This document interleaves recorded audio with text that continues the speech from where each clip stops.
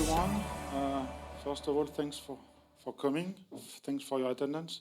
I hope you are having a good day today. A lot of great talks, in my opinion. So thanks a lot to the speakers and to the audience. So I'm Stephane. I work at Scaleway for 7 years. I'm leading the hardware engineering team. Last year, with the first edition of PremDay, I told you about how at Scaleway, as a European cloud service provider, what are our challenges to operate a scaling, large and diverse install base. Earlier today, during the presentation, many people talked about density, hardware cost, and this kind of topic that we are all trying to address. Since the presentation last year, I've asked my team, and especially Hugo, who is leading the effort, to how we could try to improve the cost efficiency, to improve the density, the rack level density, the power efficiency, the cooling efficiency. On this use case, DLC is a little bit out of the scope because it's a specific case, so it's not really an option. One of the points we are also trying to address is that we are doing our own maintenance. So we have to make sure that the serviceability is good enough, how to replace them, how to improve the modularity of the system.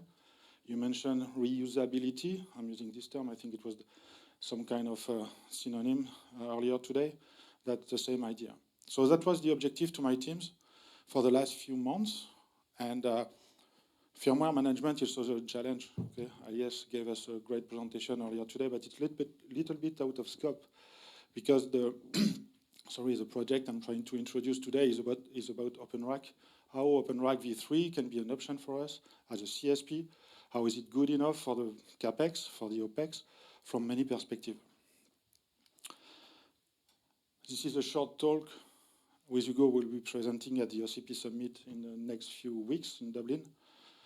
So this is really an overview. So it was not an easy journey, right? It's not, the adoption in Europe is not so big, much more in place in the US, for instance.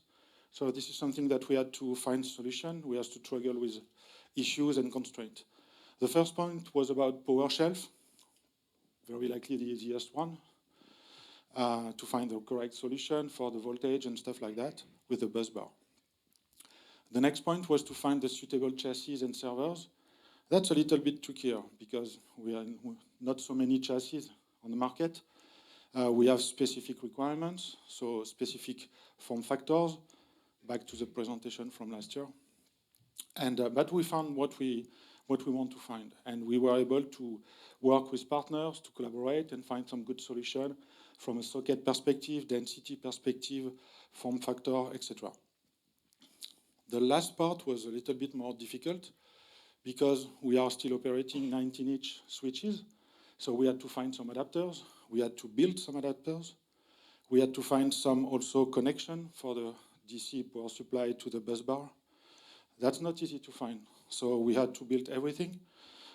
The team did a great job to find the solution. And the last part was about containment.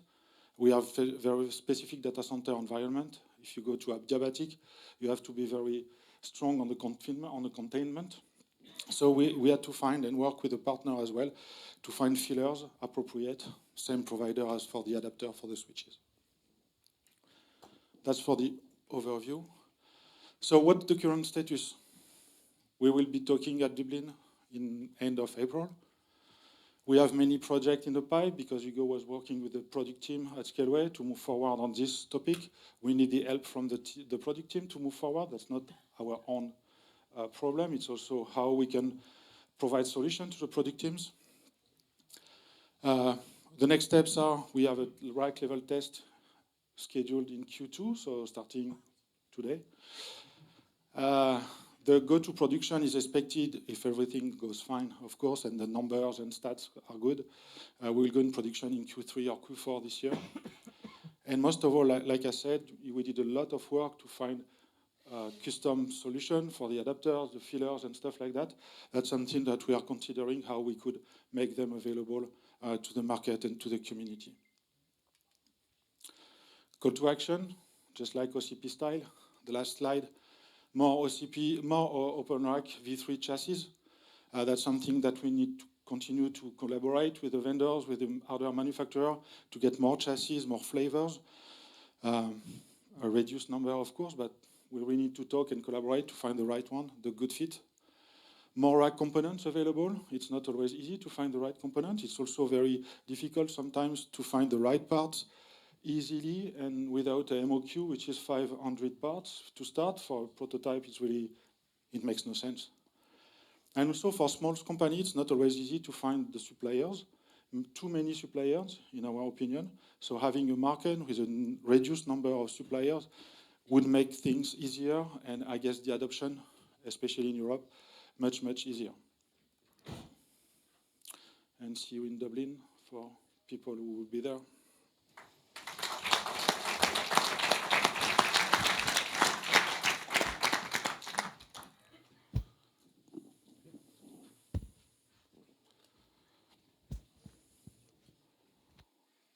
Thank you.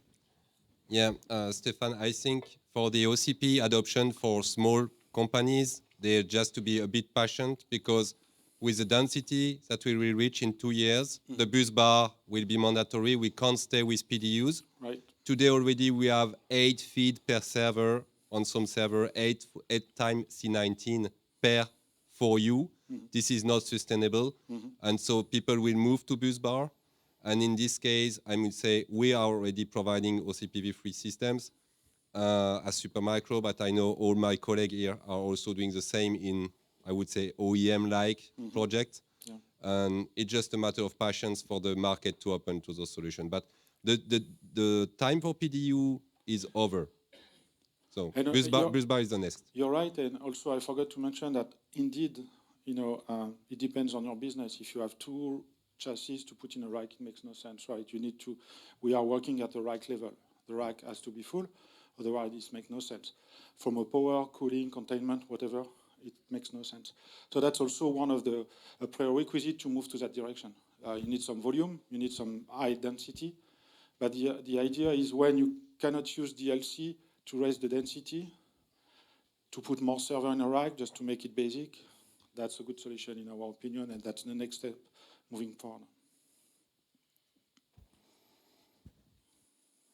It's just a comment, but I think we are looking at similar stuff, and I think it would really help if the OCP market had more specifications in terms of part numbers when you're looking at stuff like adapter 19-inch and things like that. And I think there is a lot of interest in Europe, and I think it will help a lot. And it will ease a lot the work if that data was published, rather than having to send emails through sales. The sales goes to engineering, the engineering goes back in another week.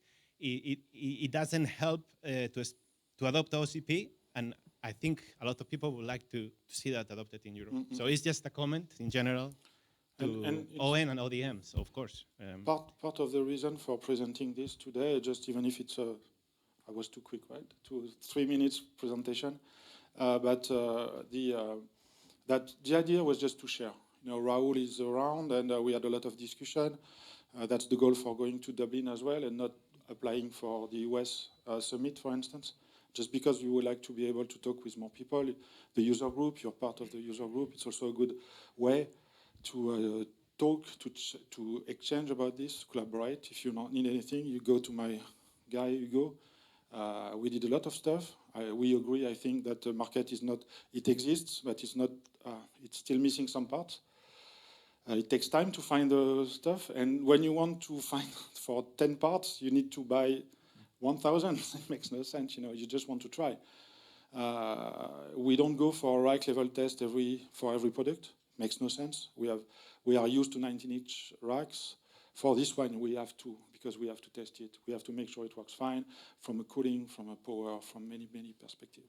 So we don't need a huge amount of parts. That's also a challenge that we faced. How did you find the challenge of the decoupling of the fan monitoring, the PSU monitoring? That in 19-inch, everything is in the same server, so your server is aware of the redundancy of your power supplies and etc. But So the that's- redundancy is at the power shelf know. level, so you can monitor.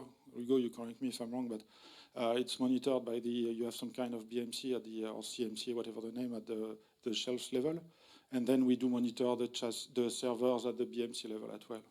That's the way we plan to do. We still have some work to do, to be honest, but the duration is quite good. And again, feel free to talk later if we have more time.